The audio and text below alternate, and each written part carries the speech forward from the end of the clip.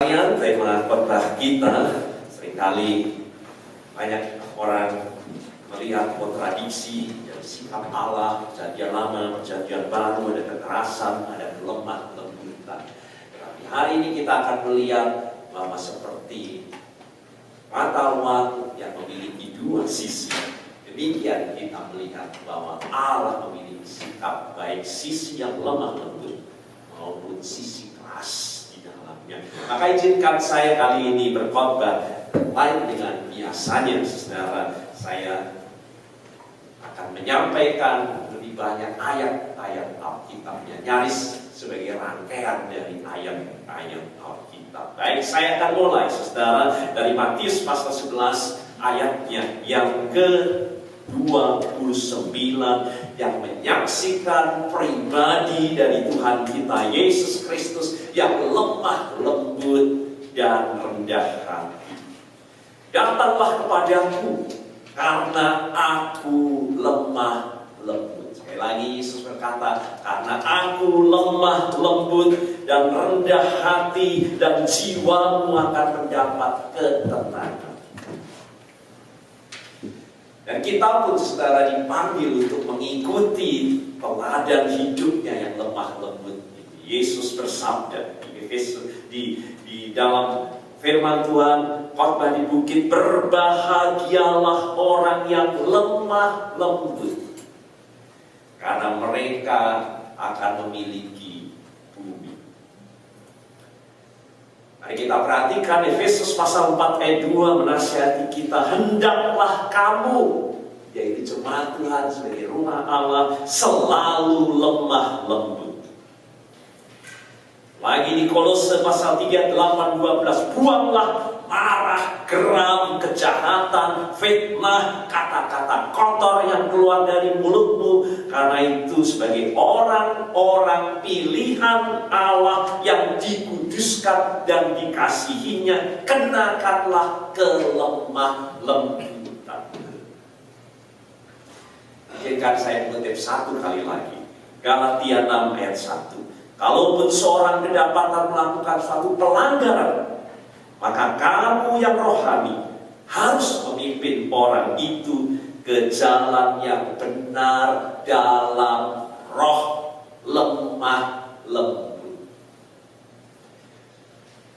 Demikian Kristus Yesus lemah lembut, kita pun dipanggil untuk lemah lembut. Lalu apa itu lemah lembut? Apa itu menurut saudara lemah lembut? Lemah lembut ini bukan kelemahan, saudara, juga bukan sikap pengecut dalam kehidupan kita, tetapi justru sebaliknya, suatu daya kekuatan yang dimiliki oleh seseorang sehingga memampukan seseorang untuk dapat melakukan kebaikan dan kemurahan hati, yaitu yang mau menerima, dapat menerima keterbatasan orang lain, kekurangan orang lain, kelemahan orang lain, kesalahan orang lain, meskipun menimbulkan kesulitan dalam hidup kita ini, tetapi kita mau menerimanya tanpa melampiaskan kejengkelan kita atau kemarahan kita. Lemah lembut itu menunjukkan tetap dapat menyatakan rasa syukur atas perlakuan yang terlalu sederhana dari orang lain, atau sejelek atau sejahat apapun yang kita terima, dan berusaha untuk menoleransi mereka yang tidak memperlakukan kita ini dengan baik, sabar terhadap orang yang menyusahkan kita, mampu tetap berbicara tenang, ramah, lembut saat dihasut, saat berhadapan dengan kata-kata yang kasar, tidak membalas dengan makian, mampu mengambil sikap diam, atau tidak mengungkapkan kata-kata yang nadanya menyinggung, tidak mengucapkan sepatah kata pun yang mau membalas makian dari orang, tidak melampiaskan kemarahan. Dan mungkin dapat saya teruskan, tetapi sudah dapat memiliki gambar. Itulah yang disebut dengan lemah lembut. Maka ciri orang yang lemah lembut berpengertian, selalu mau mencoba untuk mengerti orang lain, mau menolong, mau berbagi, mau memaafkan, mau mengampuni. Seperti kita lihat saudara dalam hidup Tuhan kita Yesus Kristus datang untuk menebus dosa kita, menjadikan kita jemaat dan umatnya yang dikasihinya, bahwa melalui kematian dan kebangkitannya kita dijadikan ciptaan yang baru, yaitu gereja, umat Allah, bait Allah, tubuh Kristus di dunia ini. Yohanes 2 ayat 19. Rombak bait Allah ini yang didirikan oleh Salomo, rombak bait Allah ini, dan dalam 3 hari aku akan mendirikannya kembali. Yesus berbicara sesungguhnya mengenai kematian dan kebangkitannya. Dia mati dan 3 hari kemudian dia bangkit, dan itu mendirikan bait Allah yang baru. Tidak dalam bentuk bangunan fisik, tetapi di dalam umatnya. Itu sebabnya saudara, implementasi visi dan misi gereja untuk periode ini adalah menjadi rumah Allah. Sebagaimana karya kematian dan kebangkitannya untuk mendirikan bait Allah yang baru, yaitu kita, di mana roh Allah tinggal diam di dalam hati kita semua. Maka saudara, agar kita menjadi rumah Allah, Allah saudara menunjukkan kelemah lembutannya kepada kita. Orang-orang yang berdosa, meskipun kita ini berdosa, layaknya dibuang dan menerima maut dan murka Allah, tetapi Tuhan justru datang dengan kasih-Nya. Itulah kelemah lembutan saudara. Ketika dia dianiaya, dia diam. Ketika dia dibenci bahkan diludahi, dia mengasihinya dan berdoa, ampunilah mereka. Ketika dia direndahkan serendahnya, dia tidak melawan. Yesus Kristus tidak melawan kekerasan dengan kekerasan, tetapi membalas kejahatan dengan kebaikan dan doa. Dan Yesus memanggil orang juga dengan lemah lembut, mari datanglah kepadaku, semua yang letih lesu berbeban berat. Yesus juga mengajarkan cinta kasih agar kita semua mengasihi musuh kita dan berdoa baginya. Namun saudara, itu sisi yang nyata dari seluruh Injil menyaksikan mengenai kelemah lembutan Tuhan, mengampuni dosa kita, menyucikan kita, dan menjadikan dan mendirikan kita sebagai rumah Allah yang dikuduskannya. Namun bukan berarti kemudian saudara, Tuhan tidak menunjukkan sikap keras untuk mendisiplin kehidupan rumah Allah. Bacaan kita 3:3 saudara menyatakan kekerasan Tuhan. Rumah Allah yang adalah rumah doa dijadikan menjadi sarang penyakit. Dan kita melihat sisi keras dan kemarahan Tuhan nyata pada waktu itu.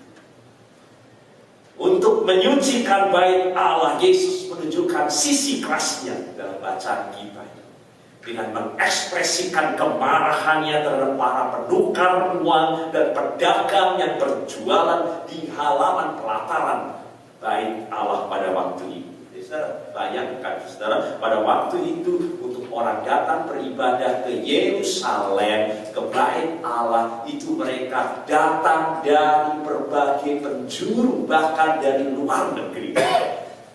Dan itu sebabnya tidak mudah buat mereka untuk membawa korban penghapus dosa sesuai dengan yang diatur di dalam imamat, ulangan, dan sebagainya. Lebih-lebih lagi saudara, bahwa korban yang dibawa itu sangat selektif, tidak boleh bercacat. Ya, meskipun kita sudah bawa dari rumah, lalu kemudian diperiksa oleh para imam, ternyata binatang itu bercacat dan tidak dapat menjadi korban. Maka mereka memutuskan lebih baik beli hewan untuk persembahan di pelataran bait Allah itu.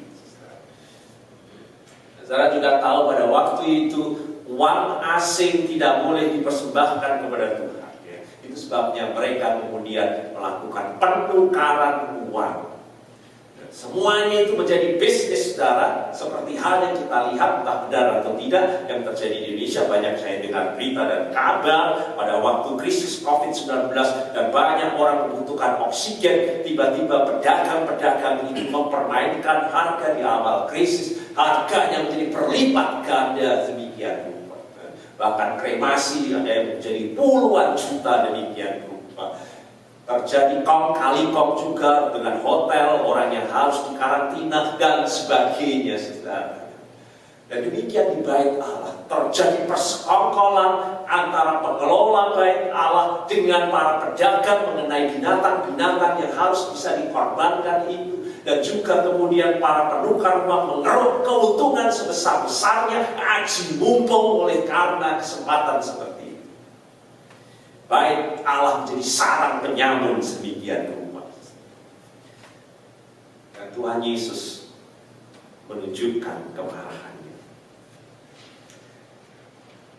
Hampir semua kehidupan Tuhan Yesus menunjukkan kelemah lembutannya. Tetapi mari kita juga lihat, sesekali Yesus juga bersikap sangat keras. Bahkan bukan hanya sekali ini saja. Beberapa kali Yesus menunjukkan sisi kerasnya, bahkan juga terhadap murid-murid yang dikasihinya itu. Sampai-sampai kalau saudara lihat dan baca di Injil Yohanes, saya baca Yohanes pasal 6 ayat 66, satu mencatat. Sesudah mendengar semuanya itu, yaitu perkataan Yesus yang sangat keras, murid-murid Yesus berkata, perkataan ini keras. Siapa yang sanggup mendengarnya? Yesus yang di dalam hatinya tahu bahwa murid-muridnya bersungut-sungut tentang hal itu karena perkataan keras dari Yesus, berkata kepada mereka, adakah perkataanku ini menggoncangkan imanmu? Kata dari Tuhan Yesus. Saya lihat kisah berikutnya dari Injil Yohanes, beberapa orang yang mengikuti Yesus itu karena perkataan keras itu lalu meninggalkannya, tidak mengikutinya lagi. Saya baca dari Yohanes pasal 6 ayat 66. Mulai dari waktu itu, oleh karena Yesus mengucapkan kata yang keras, murid-muridnya mengundurkan diri dan tidak lagi mengikut dia. Yohanes pasal 6 ayat 66. Jadi saudara, memang tidak mudah untuk kita dapat menerima perkataan yang keras dan tajam. Namun saudara, tidak buat orang yang berhikmat. Di ayat selanjutnya Yohanes 6, 6, 7, 6, 9, Yesus bertanya kepada 12 muridnya, apakah kamu tidak pergi juga oleh karena perkataanku ini? Namun jawab Simon Petrus kepadanya, Tuhan, kepada siapakah kami akan pergi? Perkataanmu yang keras itu tadi adalah perkataan hidup yang kekal. Dan kami telah percaya dan tahu bahwa Engkau adalah yang kudus dan Allah. Perkataan itu adalah perkataan yang keras dan tajam karena memang untuk kekudusan. Kekudusan itu artinya memisahkan. Jadi kata kudus itu artinya dipisahkan. Itu tajam, saudara. Dipisahkan dari dosa. Yesus menentang keras, menegur, bahkan mengecam ahli-ahli Taurat dan orang-orang Farisi. Yesus juga membentak murid-muridnya dengan perkataan yang tajam, dengan harapan sebagaimana dikatakan Amsal, siapa mendengar teguran memperoleh akal budi. Yesus berkata, hai kamu keturunan ular beludak, tajam dan keras. Celakalah kamu, hai orang-orang munafik. Kamu serigala berbulu domba. Celakalah kamu, pemimpin-pemimpin buta. Meskipun matanya melek. Kalau mata saudara melek dikatakan buta, saudara.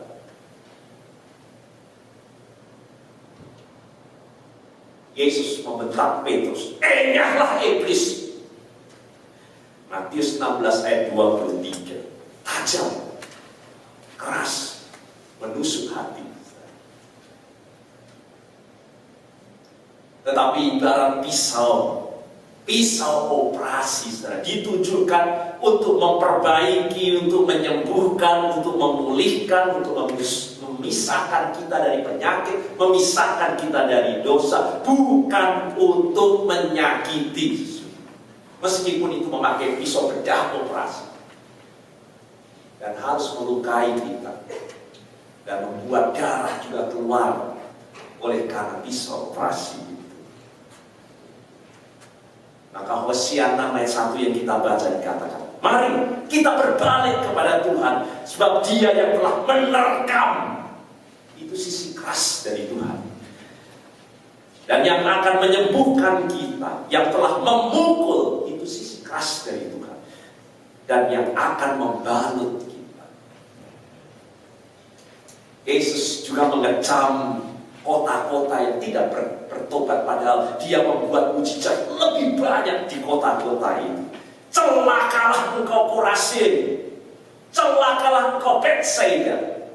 Aku berkata kepadamu, pada hari penghakiman, tanggungan Tirus dan Sidon akan lebih ringan daripada tanggunganmu. Dan engkau Kapernaum, apakah engkau akan dinaikkan ke langit? Tidak. Engkau akan diturunkan sampai ke dunia orang mati. Itu perkataan yang keras. Keras dan tajam. Memang kata-kata dari Yesus. Tetapi itulah pribadi sabda Allah yang menjadi manusia. Hakikat dari firman Allah. Dikatakan 2 Timotius pasal 3 ayat 16. Bermanfaat untuk mengajar. Untuk menyatakan kesalahan. Sekali lagi secara garis bawah ini. Untuk menyatakan kesalahan. Dengan maksud apa? Untuk memperbaiki kelakuan. Membawa orang pada pertobatan dan kekudusan. Dan mendidik orang dalam kebenaran. Mendidik orang. Kekerasan Allah selalu dalam arti kata mendidik. Disiplin, disciple, murid. Itu kata yang selalu bersanding di dalam ayat Alkitab kita. Meskipun mereka menolak untuk bertobat, tetapi Tuhan Yesus menunjukkan yang tidak beres. Itu harus dicelekkan mata mereka. Dan juga menyuarakan kebenaran kepada mereka. Apakah teguran yang keras dan tajam itu bertolak belakang dengan kasih? Apakah kalau ini kasih berarti kita tidak dapat melontarkan kata tajam dan keras seperti Tuhan Yesus? Dan Amsal 27 ayat 5 berkata, lebih baik kasih yang diungkapkan dengan teguran yang nyata-nyata daripada kasih yang tersembunyi. Amsal 27 ayat 5. Jadi saudara, kalau kita mendapat teguran dari siapapun, saya banyak tanya kepada jemaat, sekali lagi kalau urusan teguran, banyak yang kemudian angkat tangan. Jangan Pak Pendeta saja yang menegur. Karena tidak mudah orang menerima teguran dalam kehidupan.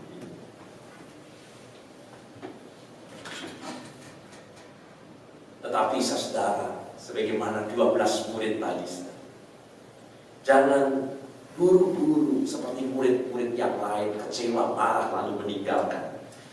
Merespon dengan sikap antipati terhadap teguran dalam kehidupan. Apalagi dengan marah, dengan kecewa. Sebab bisa jadi saudara, teguran itu justru sangat berguna bagi kita. teguran itu, saudara, dapat menjadi sebentuk cara dari seseorang peduli dan mengasihi. Sekali lagi, mengasihi kita. Karena teguran yang mau mencelekkan mata kita, teguran yang membangun itu sesungguhnya adalah wujud dari kasih juga. Saudara, memang banyak orang takut untuk menegur orang, kan? Nanti marah, lalu memilih untuk membiarkannya saja. Apakah itu kasih? Amsal 9 ayat 8 berkata, orang yang memberi teguran itu memang akan dibenci. Tetapi dibenci kalau berhadapan dengan para pencemooh. Amsal 9 ayatnya yang 8. Jadi saudara, kalau saudara menegur dan orang itu marah, itu kategori dari pencemooh. Ditegur, malah marah, dan balas pencemooh dengan tujuan yang macam-macam. Itu kalau kita berhadapan sesuai dengan Amsal 98, orang yang memiliki karakter pencemooh, suka mencela. Sebagaimana dikatakan Amsal 21:19, lebih baik tinggal di padang gurun daripada tinggal dengan perempuan yang suka bertengkar, pencemooh dan pemarah. Jadi orang memang antipati, marah dan tersinggung dengan teguran, saudara. Itu dikategorikan dalam firman Tuhan, orang bodoh yang menghina hikmat dan didikan. Amsal 1 ayat 2 sampai dengan 7. Terhadap orang yang demikian, saudara, memang tidak mudah.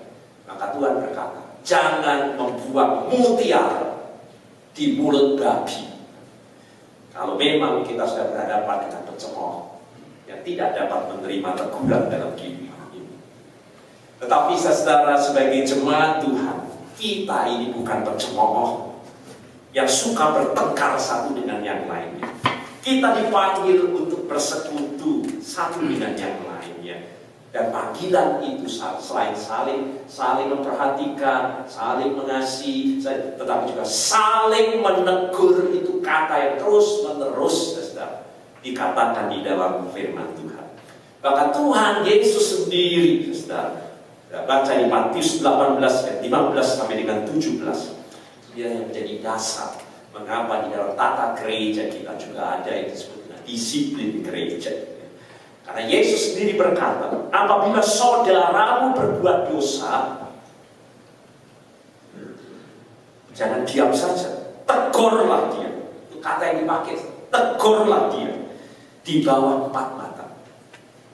Jika ia mendengar nasihatmu, jadi teguran itu nasihat, engkau telah mendapatkannya kembali.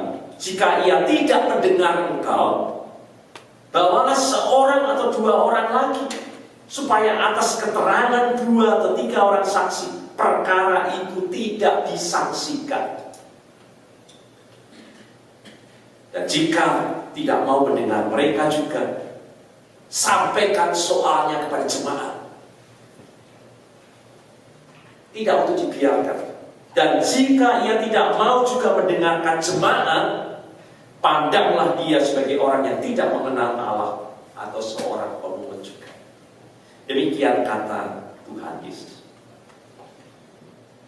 Bahkan kalau sudah lihat di dalam firman Tuhan 1 Timotius pasal 5 ayat 20, kalau kesalahan itu mencolok dan membuat dan membawa pengaruh kehidupan baik Allah dan rumah Allah menjadi penuh dengan dosa, Rasul Paulus menasihati jemaat 1 Timotius pasal 5 ayat 20, mereka yang berbuat dosa hendaklah kau tegur di depan semua orang, agar yang lain itu pun takut akan Tuhan. Saudara, untuk dapat menjadi rumah Tuhan sebagaimana visi dan misi Tuhan, sabda Tuhan mengajar kita hari ini, saudara, untuk bersedia menerima dengan syukur teguran satu dengan yang lainnya. Karena demikian Allah memiliki sisi yang lemah lembut, tetapi juga memiliki sisi yang keras. Karena perhatian terhadap teguran dalam kehidupan itu bukti kebijaksanaan kita, bahwa kita mau memberi diri dikuduskan oleh Tuhan. Alkitab mengajar kepada kita mau menerima teguran dengan baik. Alkitab juga berkata, ayatnya berkata, agar kita senang terhadap orang yang memberi teguran, bukan justru membencinya. Itu tanda bahwa Dia mengasihi kita. Sebagai anggota-anggota rumah Allah, tubuh Kristus, kita dipanggil, Titus pasal 1:13, untuk memberi teguran, menegur dengan segala kewibawaan, dengan terus terang dan dengan tegas.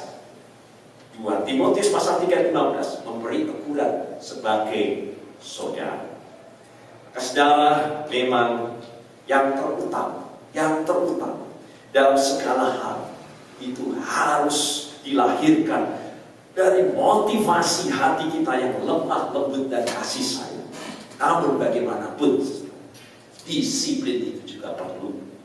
Maka dalam mengimplementasikan visi dan misi kita, saudara, bersama-sama menjadi rumah Allah, mari kita sambut panggilan Tuhan. Firman Tuhan hari ini, disiplinkan dirimu supaya engkau kudus.